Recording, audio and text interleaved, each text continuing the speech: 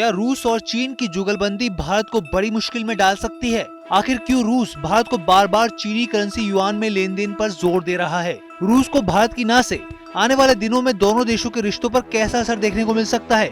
इन तमाम सवालों ने इस पूरे मामले को बहुत ही गंभीर बना दिया है। आइए बारीकी से समझते हैं हर एक पहलू को। 5 राज्यों में विधानसभा चुनाव बेहद नजदीक हैं और उसके बाद सीधा देश में लोकसभा चुनाव होने जा रहे हैं। मौजूदा वक्त में ग्लोबल चिंताएं देश के लिए बड़ा सिरदर्द बनी हुई हैं। इजराइल और हमास के बीच चल रही जंग के कारण कच्चा तेल $93 प्रति बैरल के ऊपर पहुंच गया है।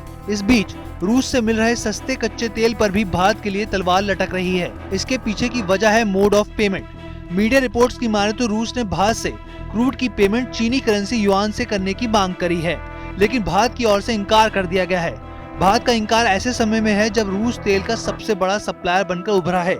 ऐसे में सवाल उठता है कि रूस भारत को युआन में पेमेंट करने के लिए जोर क्यों दे रहा है और इससे आने वाले दिनों में क्या तेल के खेल में रूस भारत को फंसा सकता है? चलिए जानते हैं।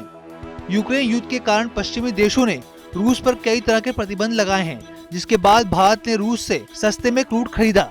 लेकिन पेच फंसा पेमेंट को लेकर, क्योंकि रुपए में पेमेंट करने को लेकर पहले सहमति बनी और फिर रूस पलट गया।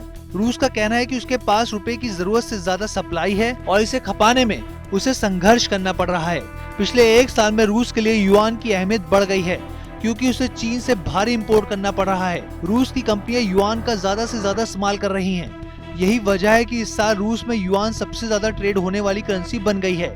भारत की रिफाइनरी कंपनियां ज्यादातर यूएई की करेंसी दिरहम, डॉलर और रुपए में पेमेंट करती हैं।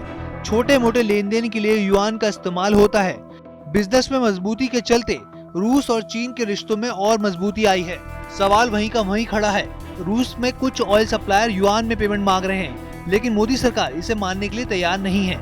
देश में 70% रिफाइनरी कंपनियां सरकारी हैं, यानी कि इन कंपनियों को पेमेंट के लिए फाइनेंस मिनिस्ट्री के ऑर्डर को मानना होता है। सरकारी तेल कंपनी इंडियन ऑयल कॉर्पोरेशन ने पहले ही युआन में भुगतान किया था, लेकिन सरकार ने इस पर रोक लगा दी है। ऐसे में रूस का अगला कदम क्या होगा, कोई नहीं जानता।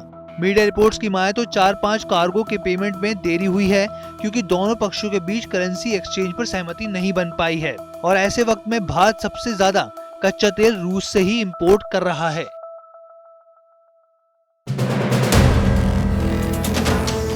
वीडियो पसंद आया तो हमें लाइक, कमेंट, शेयर और सब्सक्राइब जरूर करें।